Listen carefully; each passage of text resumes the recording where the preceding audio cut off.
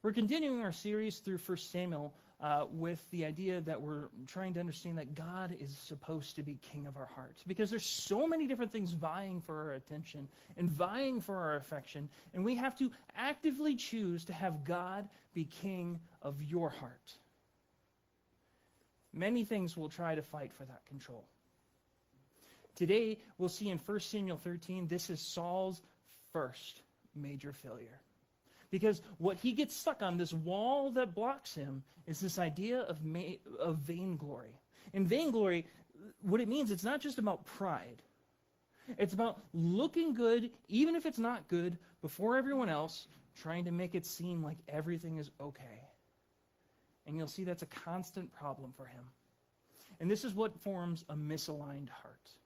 So the big idea that we'll actually see juxtaposed to Saul is that a God-devoted heart will cause a stench to Satan. We're talking about stinky faith today. Hope you wore your deodorant. Not sure why it's down there, but we'll work with it. Context, what's going on here? We are in the time coming right after the judges. We're moving from a governmental system where there was a judge who directly appealed to God and represented all the people. Samuel was the last judge, born around 1100 BC and lived to about 1012 BC. He specifically was the one who anointed Saul. In chapter 9, he appointed Saul before all the people in chapter 10. And he inaugurated Saul in chapter 11 after a major victory against the Ammonites, which you see, this is where Saul steps up. And he displays himself through a miraculous conquest against the Ammonites. He rallies 330,000 people all together in a very short amount of time, like within 3 days. Can you imagine even getting together 10 people in an hour or 3 days or even a week? It's hard. Everybody's got a busy schedule, but everybody drops everything to go to battle, and they are strategically able to conquer the Ammonites in a decisive victory. And they witness the king that they want, the king that is like all the nations, but this king is still trusting in God during this time. And he recognizes that God is the one who won this battle. Saul's still in a good state. Saul's got it together. Saul looks really, really good. But you see in 1 Samuel 13, 1 through 2, that Saul has established himself. There's some translations that will say that Saul lived for 1 year, and then he lived for 2 years in his reign. Saul did not start his kingship when he was 1 year old. Some Bible translations will say that, but what it literally means, it's a general idea that he was about 30 years old. And 2 years later is when this scene happens. And then he reigned for 42 years past that point. So again, you'll see that Saul was 30 years old when he became king. He reigned for 42 years, and Saul selected 3,000 special troops from the army of Israel and sent the rest of the men home. He took 2,000 of the chosen men with him to Michmash and the hill country of Bethel. And the other 1,000 went with Saul's son Jonathan to Gibeah in the land of Benjamin. And just to give you an idea, map time.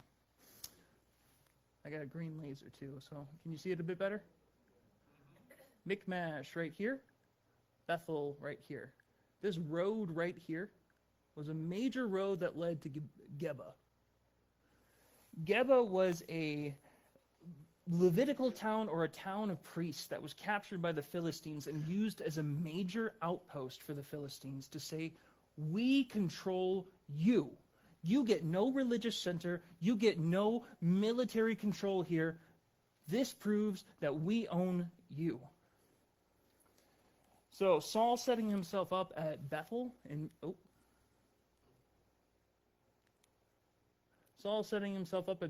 Michmash here would block all the major roads and set up this idea of a war of attrition to whittle down the Philistines bit by bit, but not cause too much attention on him.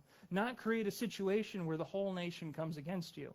Because he didn't want anything happening like what happened with the Ammonites necessarily. It's a scary situation. You don't want a whole nation coming after you, right?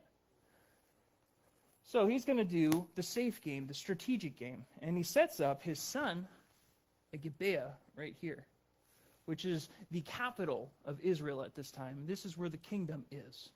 So essentially, his son is supposed to be the police force. He's supposed to be camping out there. And we'll see he doesn't quite do that. Just to give you an idea of just how dire this situation is, too. We're jumping ahead to verses 19 through 22, because this gives a little bit of context.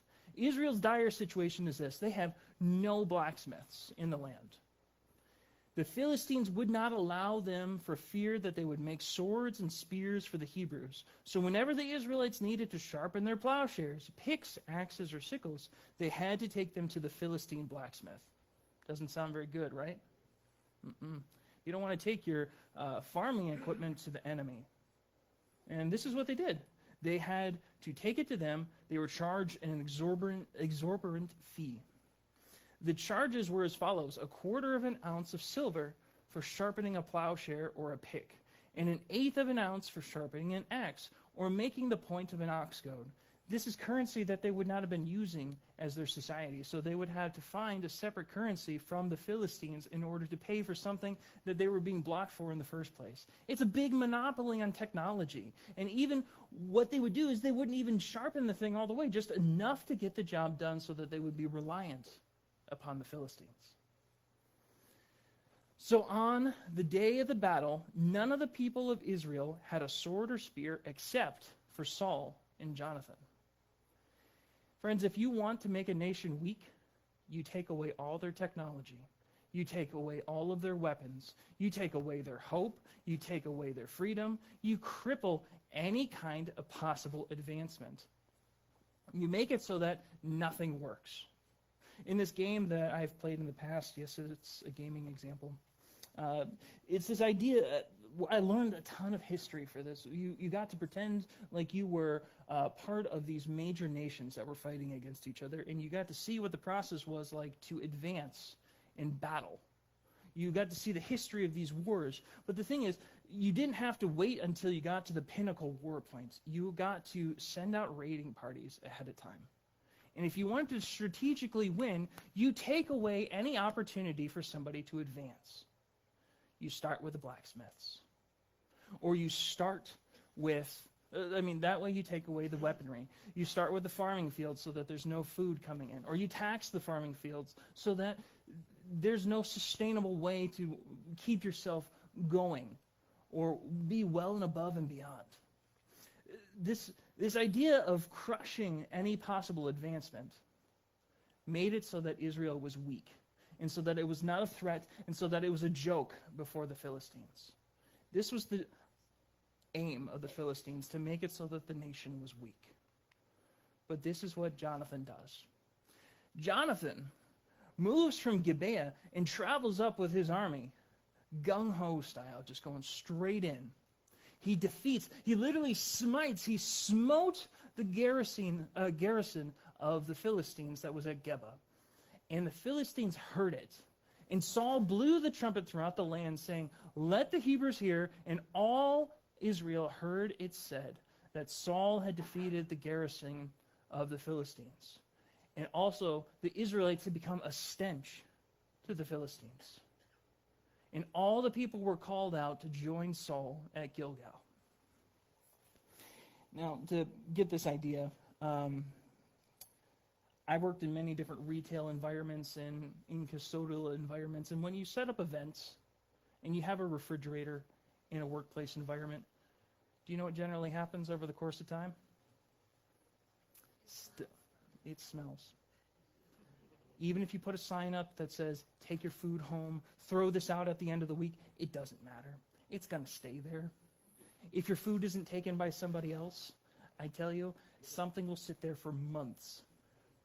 I remember this one time I was working a custodial position, and we had apple cider at the end of the year. It sat there for 3 or 4 months.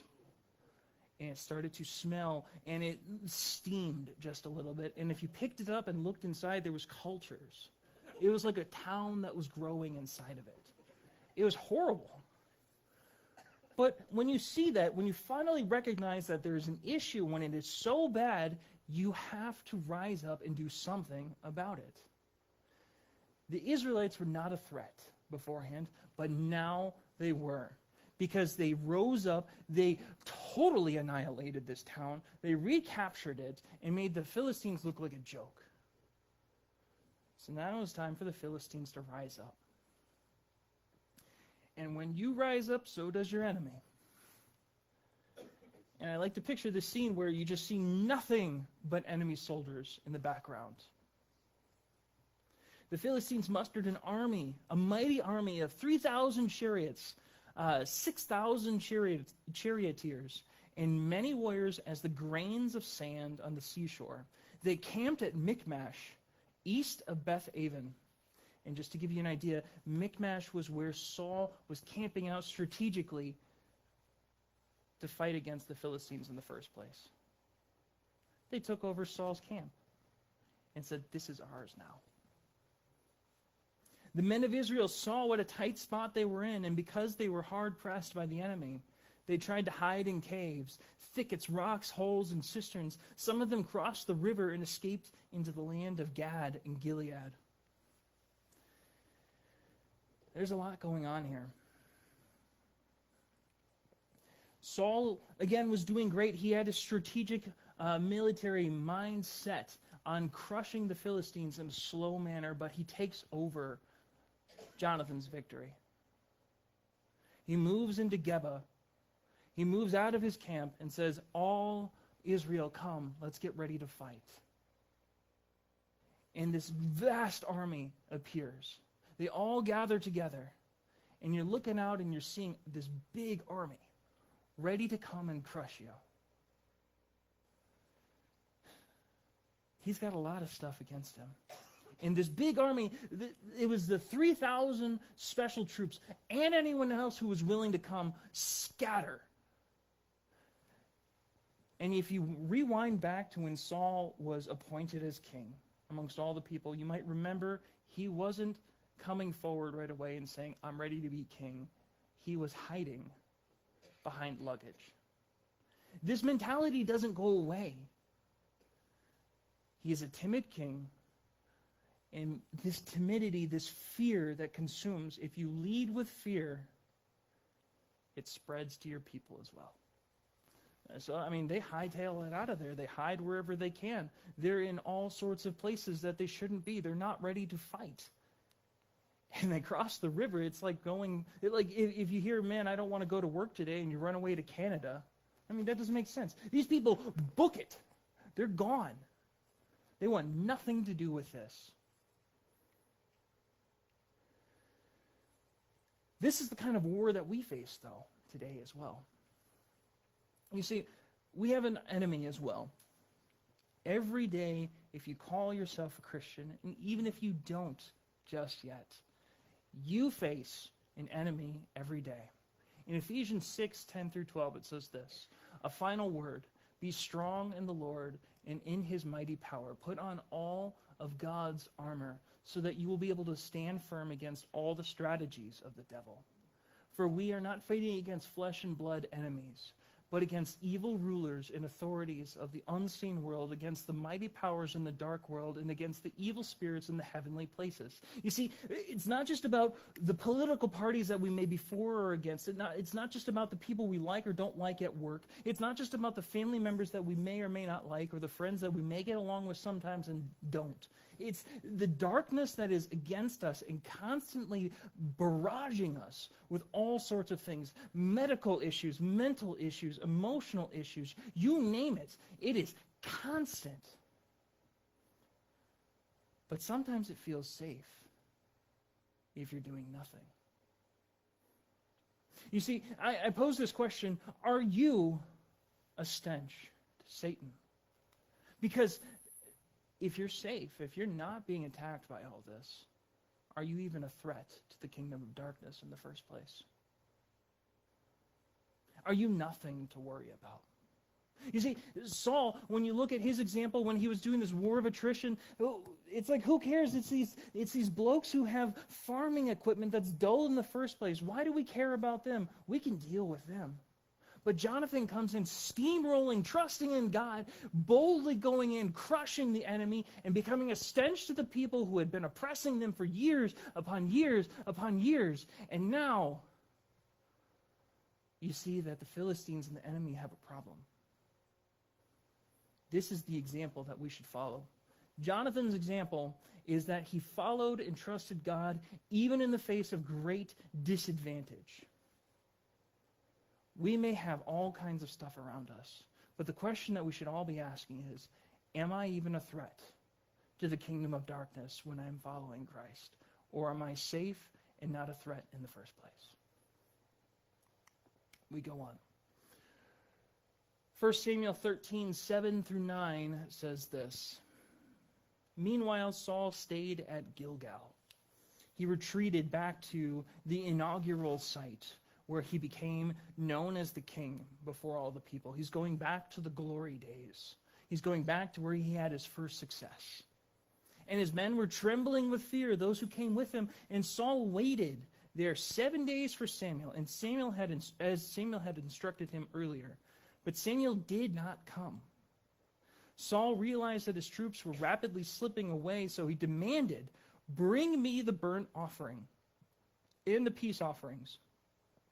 And Saul sacrificed the burnt offerings himself. So what's happening here?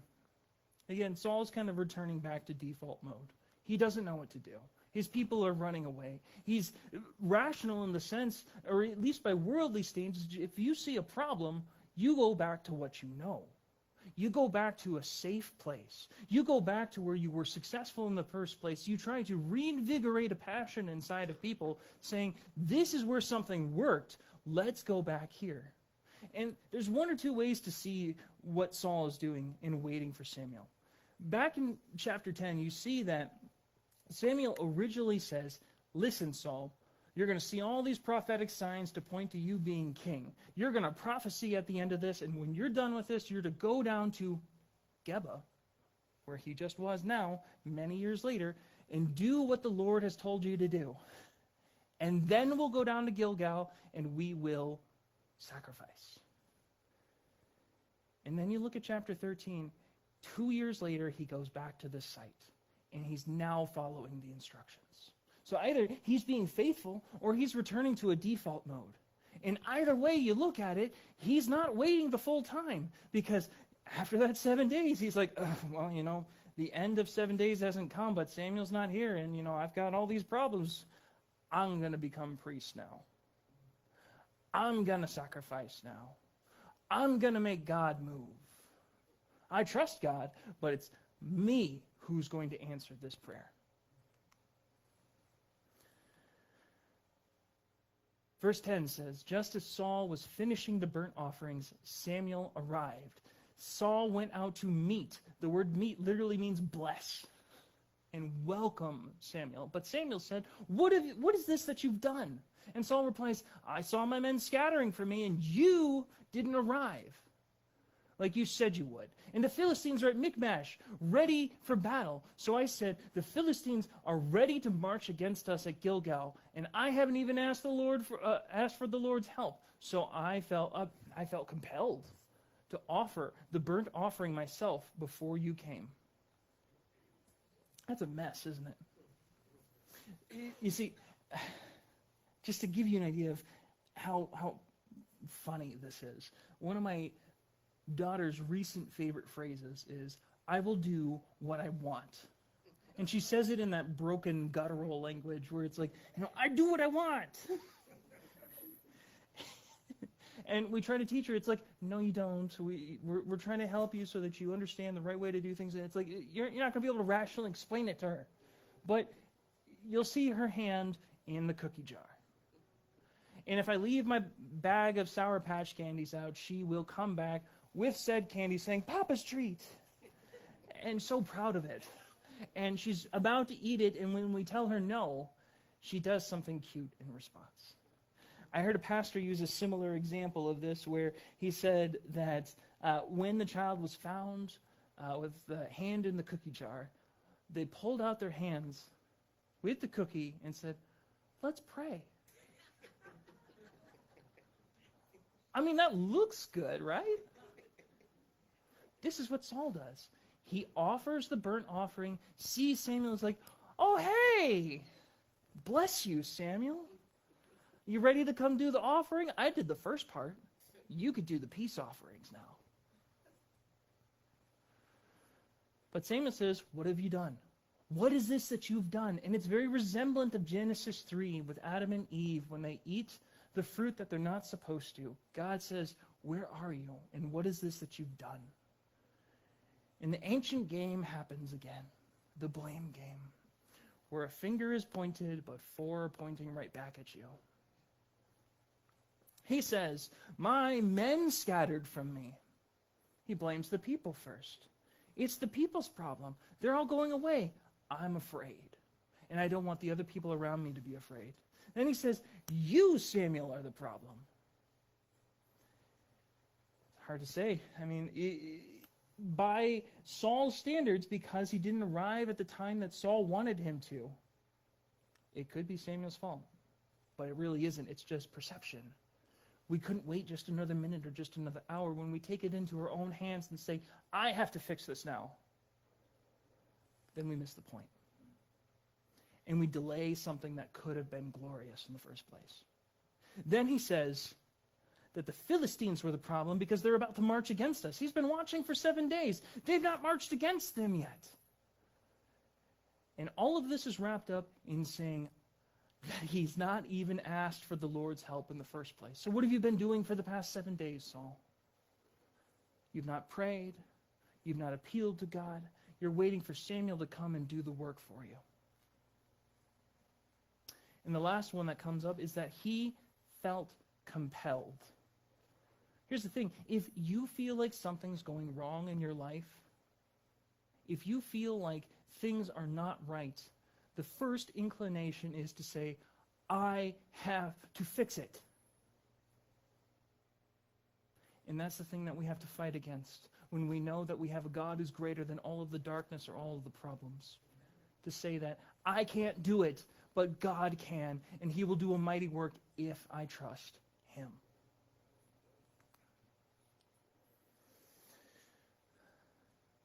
Samuel says, how foolish.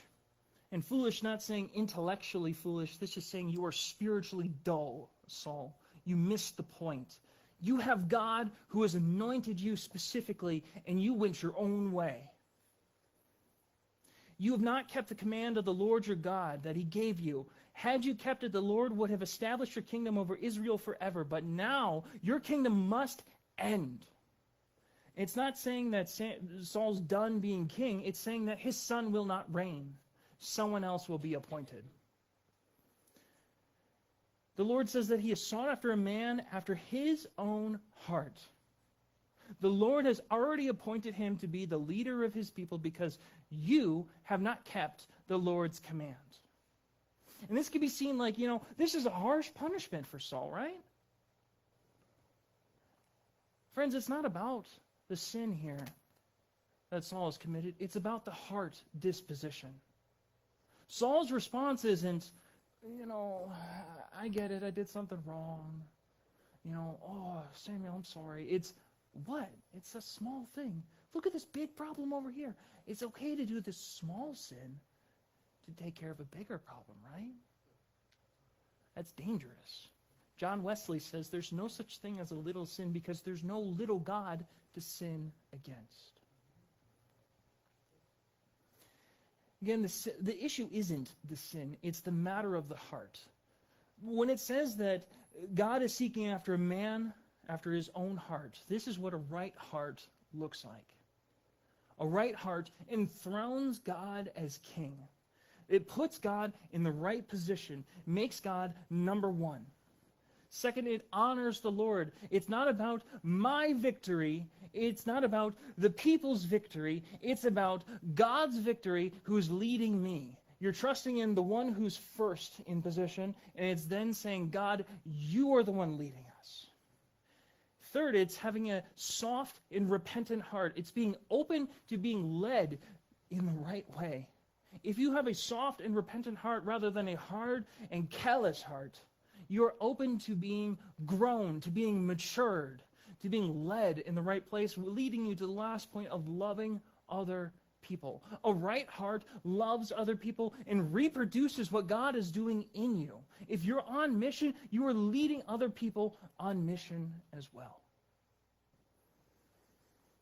You think of the example again that St. Patrick led. He had all kinds of a messy heart growing up. We have some kinds of memoirs of his story of how he had all of these doubts and all of this reluctance and had all kinds of pain from the past that could have been walls for him.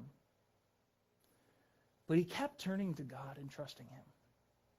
He kept pointing and saying, this is the right way to go, trusting in Christ. And this is how you do it, friends. In Matthew 11, 28 through 29, it says, Jesus says this, "Come to me, all of you who are weary and burdened, and I will give you rest. Take my yoke upon you and learn from me, for I am gentle and humble in heart, and you will find rest in your souls. For my yoke is easy and my burden is light." Big question that we can ask is, what stops you from accepting Christ's free gift? Even if you're far along in faith, what stops you from turning to Jesus and saying, this is where I could put my trust in? The 5 things that typically stop us, that I was able to see from the 3rd chapter in Life's Healing Choices, I thought this was super helpful, seeing this here, is pride, which says, I've got this, I could fix this, I can do this. It's fine. It's that control problem. You have guilt, where it says, don't look at me, I'm too bad, I can't be fixed, I'm stuck. You have fear, which says, everything is too much. It's like this image of somebody hanging on to a cliff. And you have essentially God's voice saying, just let go and I will catch you. But you look down and it's 500 feet below you, and it's scary. And you say, God, is there another option? It's scary. Fear is crippling. Worry, all the what ifs that might come up. You say, if you say the phrase, but what if this happens?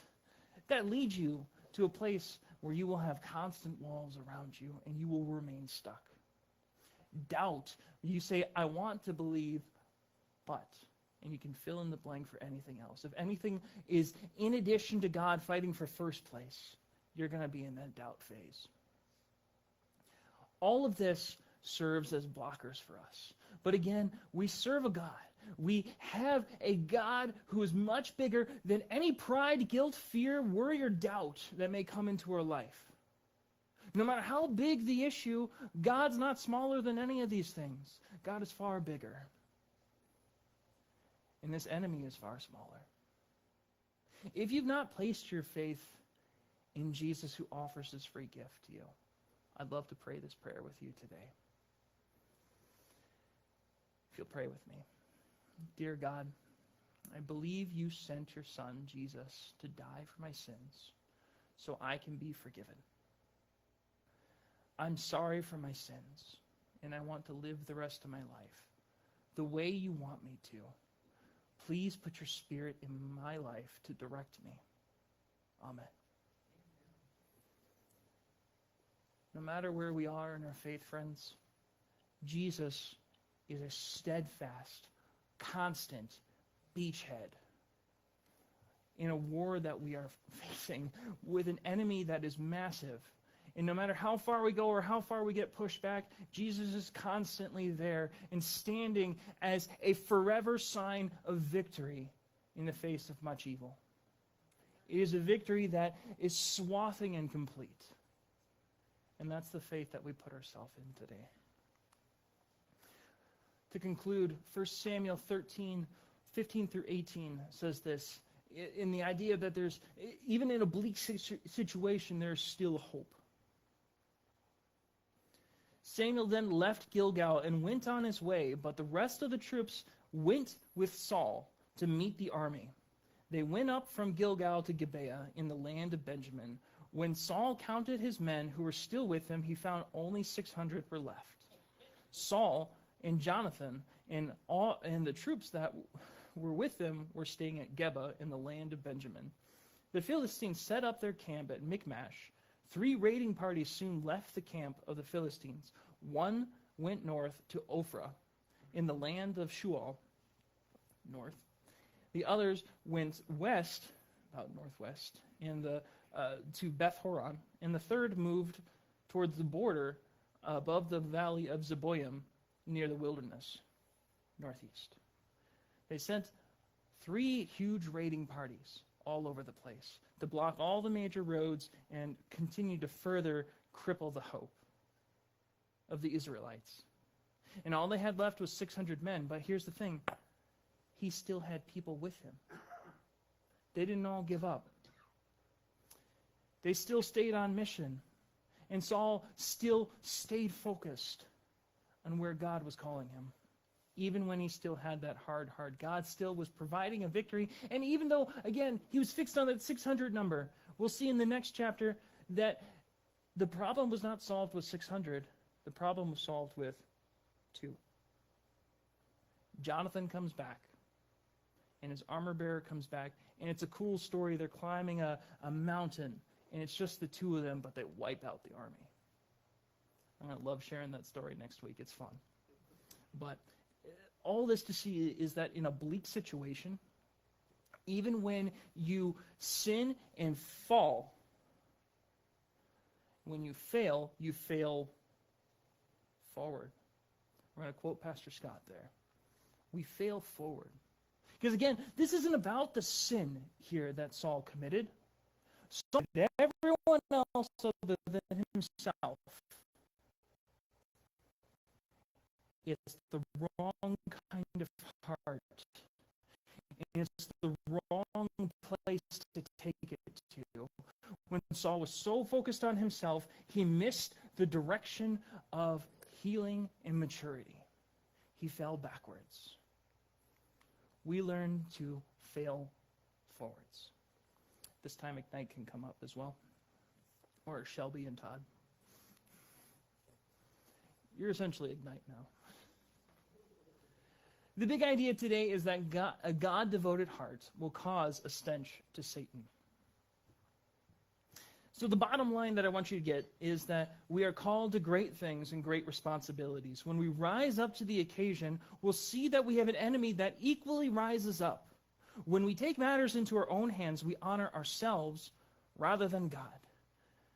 We can make all the excuses we want and shift the blame for sin that we commit. At the end of the day, we are left with the question, was it about my way or God's way? God is calling for people who are after his own heart. This takes a model of honoring God, loving others, and having a repentant heart and having God be king of our hearts. Friends, again, we are learning to fail forwards as we boldly go forward with Jesus. To give you a reminder for this week, if you can't see this, you can look up St. Patrick's breastplate. This is a prayer that he prayed in light of just remembering the kind of hope that he had. As we remember this audience of one that we have, rather than the many that we may appeal to, when we catch ourselves in a difficult situation or a crisis, no matter how small or big, take a moment to remember this prayer. Ultimately, remembering that you aren't alone. If you'll pray this with me. Christ with me, Christ before me, Christ behind me, Christ in me, Christ beneath me, Christ above me, Christ to my right, Christ on my left, Christ when I lie down, Christ when I sit up, Christ when I arise, Christ in my heart of every man who thinks of me, Christ in my mouth of everyone who speaks of me, Christ in every eye that sees me, Christ in every ear that hears me. Here's the joy of this. Christ is always with you, and you're not alone, even when the enemy seems like they are the strongest. Let's celebrate that with this final song, friends, if you'll rise and sing with us. If you need prayer, I'll be in the front. Pastor Scott's in the back. Brian is in the front as well.